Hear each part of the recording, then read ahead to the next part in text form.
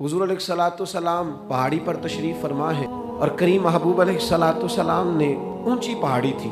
इस तरह कोई आदमी यहाँ दीवार पे ऊपर खड़ा हो जाता है तो आप तो उस तरफ नहीं देख रहे, वो उधर भी देख रहा है, इधर भी देख रहा है। ऊंची पहाड़ी पर हुजूर खड़े हो गए और खड़े होकर फरमाया, अगर मैं तुमसे कहूँ कि पहाड़ी के उस पार दुश्मन है और वो तैयारी करके आ चुका है, तुम पर हमला आवर हो जाएगा, क्या मेरी बात मान लोगे? देखा नहीं तुमने, मैं कह रहा हूँ दुश्मन है, तस्लीम करोगे?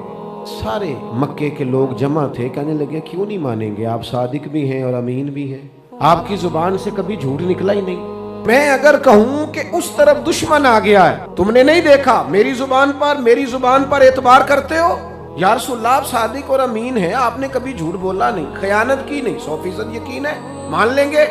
ये बात मानने को तैयार हैं, ये बात तस्लीम करने को तैयार हैं कि आप सादिक और अमीन हैं। तो हुजूर ने फरमाया, जिस जुबान से तुम ये मानने को तैयार हो ना कि उस तरफ दुश्मन खड़ा है, हमला कर देगा, उस जुबान से ये भी मान जाओ कि मैं अल्लाह का सच्चा रसूल बन के आया हूँ। आप मेरी बात को समझे।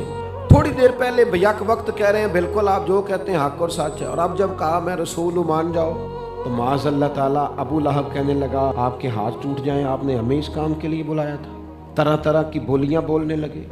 जब मुफादात पर चोट लगती है, जब ख्वाहिशाते नफ्स को छोड़ना पड़ता है, जब जरा अपनी तबीयत पर कुछ चीजें बोझ बनती हैं। मेरे असाब किबला आलम फरमाया करते थे, हमारे दुश्मन जब हम पर तनकीद करते हैं तो कई बातें गलत भी करते हैं, लेकिन कुछ बातें ठीक भी होती हैं। बजाय इसके कि हम उसी वक्त उठ के कबूल करें, तस्लीम करें कि जनाब ये बात जो आपने किया ये बिल्कुल ठीक है, मैं खुले दिल से इसको कबूल करता हूँ, इतनी जुर्रत कौन करे, इतनी हिम्मत का मुजाहरा कौन करे? वो चीजें जो हमारे नफ्स की ख्वाहिश के खिलाफ होती हैं, हम कबूल करने को तैयार ही नहीं होते।